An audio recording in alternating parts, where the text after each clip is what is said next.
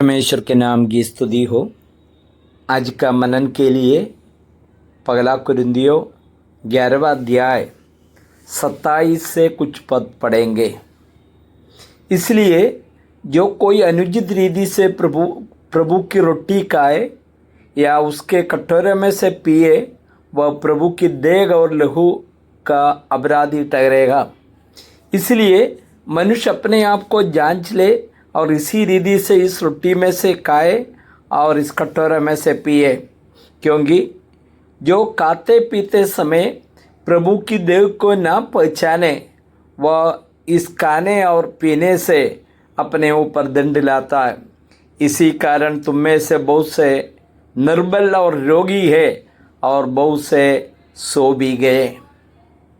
हाँ, पर प्रेरित पौलुस ने प्रभु भोज का संबंध में ही बातें कर रहा है। उनको प्रभु से मिला और हम लोगों को पहुंचा रहा।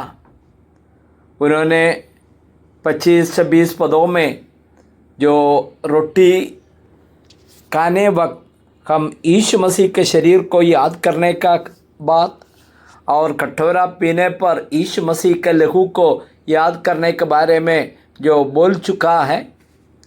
और ये हम लोग जो प्रभु भोज लेने पर यीशु मसीह का मृत्यु का प्रचार करते, कब तक प्रचार करते हैं? उनका दोबारा आगमन तक।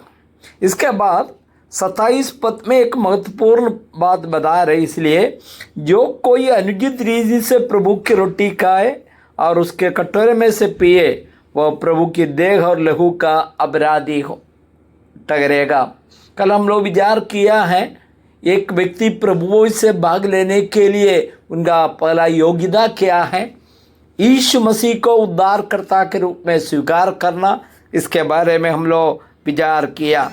इसके बाद यीशु मसीह का महत्वपूर्ण आज्ञा है बपतिस्मा लेना और स्थानीय मंडली में एक सदस्य और लगातार स्थानीय मंडली के साथ संगति होना जरूरी है। कहीं भी बपतिस्मा होने के बाद अपना मर्जी में कहीं भी गया अचानक आकर के प्रभु से भाग ले नहीं सकता। ये सब स्थानीय मंडली जो विचार करके उसका एक नियम देता है। लेकिन उद्धार पाया हुआ, बपतिस्मा लिया हुआ पक्का होना जरूरी है। अभी 28 पद में बताता है, इसलिए मनुष्य अपने आप को जांच ले, इसी रीति से इस रोटी में से खाए और इस कटोरे में से पिए। हम जांचने के लिए बता रहा। कलीसिया में जो भी व्यक्ति आता है इसमें से भाग लेता, जरूर मैं विश्वास करता हूँ उद्धार पाया हुआ, बपतिस्मा लिया हुआ लोग है। दूसरा टाइप का कोई लोग आकर के ले रहा तो उनको बाइबल का कोई ज्ञान है नहीं है, उद्धार पाया हुआ नहीं है।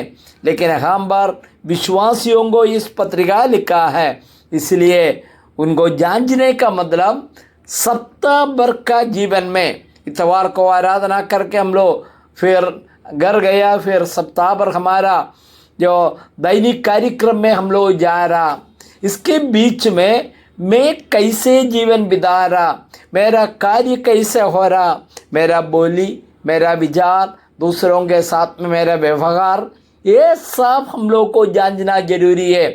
गलत रीति में हम लोग आकर के इसमें से भाग नहीं लेना।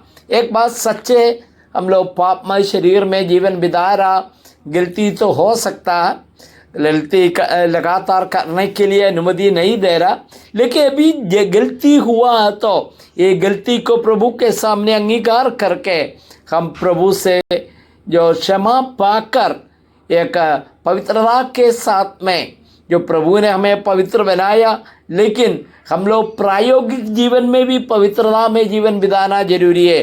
इसी प्रकार कलीसिया में आकर प्रभु भोज में भाग लेना। कई लोग क्या करता, सप्ताह भर का जीवन में बड़ा गलती हुआ, घर में झगड़ा किया है, किसी का चोरी किया, यह सबका क्षमा भी नहीं मांगे और उन लोग विश्वासी के रूप में आकर और इसमें से भाग ले। मैं एक बात चेतावनी के रूप में कहना चाहता, आप आशीष से बदले दंड को अपने ऊपर ला रहे। प्यारे भाइयों बहनों, कृपया इससे प्रभु वो इससे मत भाग लीजिए, कारण कि आप अपने आप को दंड ला रहा, यही बताता है। बताता है क्योंकि जो खाते पीते समय प्रभु की देव को न पहचाने और इस खाने और पीने से अपने ऊपर दंड लाता है। यही मेरा कहना नहीं, प्रभु का वचन कहता। क्या क्या दंड हो रहा, और 30वां पद में बताता है, इसी कारण तुम में से बहुत से निर्बल और रोगी है। इसका यह बात नहीं है कि जितने जो विश्वासी रोगी है इसका इसी का कारण से है, वो मैं कहने के लिए कोई नहीं है, लेकिन बाइबल बताते हैं ये बिना जानते हुए हम लोग गलत रीति से भाग लेने से ये रोगी भी बन सकता है। और बताते बहुत से सो भी गए, मृत्यु भी हो सकता है। मुझे सुनने वाला भाई लोग, इसलिए कितने हम लोग सोच समझकर, कितने हम लोग जो अपने आप को समझ करके प्रभु से भाग लेना बहुत ज़रूरी है। नहीं है तो आशीष से बदले आपको सजा मिलेगा, दंड मिलेगा। ये मेरा कहना नहीं है, प्रभु का वचन स्पष्ट रीति में बताते। स्वर्गीय पिता, प्रभु वचन के संबंध में आपने इन दिनों में हमें समझाया। प्रभु जी अपने आप को जांच कर उसमें से भाग लेने में आशीष से बदले हमको दंड मिलेगा, यही बाइबल बताते। इसलिए प्रभु जी सही रीति में इसमें से भाग लेने में सहायता कर, यीशु मसीह का मधुर नाम में आमीन।